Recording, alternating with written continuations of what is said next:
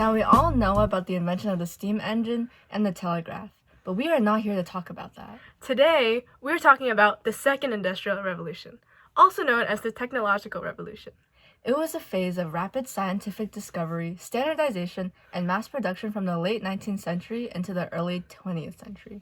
In the late 1800s, large monopolies like Carnegie and Rockefeller took over their respective industries. Carnegie used vertical integration, which required owning the steel industry vertically through owning the production progress, from raw material production to distribution. This allowed Carnegie access to every aspect of the business and gained paramount control over the economy. Rockefeller created the Standard Oil Company through horizontal integration, enabling Rockefeller to gain tremendous control over the oil industry through eliminating his competitors and vendors. Another famous and well-known invention in the late 1800s is the invention of the electric light bulb. Although there were others who started the innovation of light technology, Thomas Alva Edison is credited with the creation of an attainable and accessible light bulb. His contributions, 1,093 patents for everything from an improved telegraph to a functioning electric vehicle, ushered in a new era for factories and businesses, as it allowed them to operate after hours with electricity, allowing for more production and revenue. These new inventions that helped factories as businesses sure were beneficial for the big business owners, but not so much for the workers. Often, many factories did not have a safety or sanitary protocol and simply did not care for the well-being of their workers. Hours were long, typically 10 to 12 hours a day. Working conditions were frequently unsafe and led to deadly accidents. Tasks tended to be divided for efficiency's sake, which led to repetitive and monotonous work for employees. One example would be the clothing industry. The influx of immigrants and children would work in these cramped, dusty, and unsanitary factories. This led to one of the deadliest industrial disasters of the century. On March 25, 1911, the Triangle Shirtwaist Company caught fire, killing 146 workers and injuring many others. The cause of this fire is suspected to be a cigarette or a match.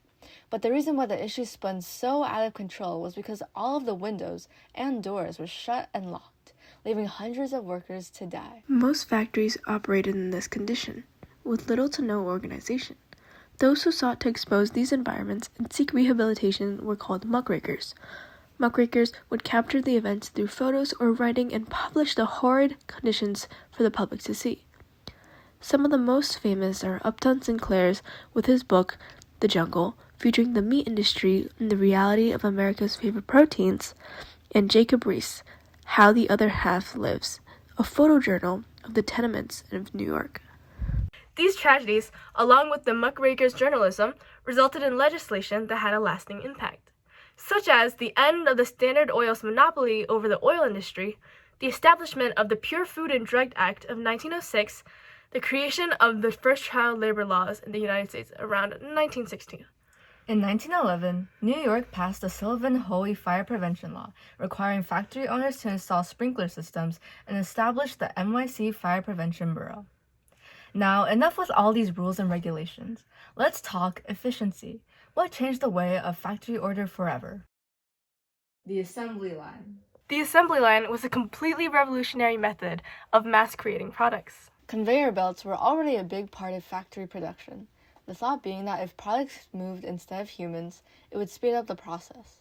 The Ford Motor Company team decided to try to implement the moving assembly line in the automobile manufacturing process. After much trial and error, in 1913, Henry Ford and his employees successfully began using this innovation at Highland Park Assembly Plant. This meant that instead of working on the entire vehicle, the workers would only be doing one or two parts of the assembly line, meaning that one section of workers strictly worked on putting on tires while another was strictly focusing on putting in the engine. The new process made it so that the Model T was now built in only 90 minutes.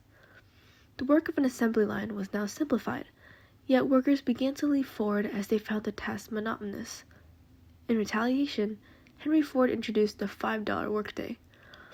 The $5 workday involved profit-sharing payments that would more than double the worker's daily wage, raising it to $5. Now, in the 21st century, the focus of every industry was to be as accessible, mainstream, and automatic as possible. This century is referred to as the digital age. a new era where everything is online, in which many things are done by computer and large amounts of information are available because of computer technology. The most successful companies in this economy are those who provide entertainment and those who provide the services. With technology being the most advanced ever, every company is racing to have the most state-of-art mechanization in products. Despite how industries have progressed in the past centuries, it is thanks to the efforts and innovations of those from the beginning. As always, thanks for tuning in to the Sophia Saga show, and hopefully we'll see you guys next time.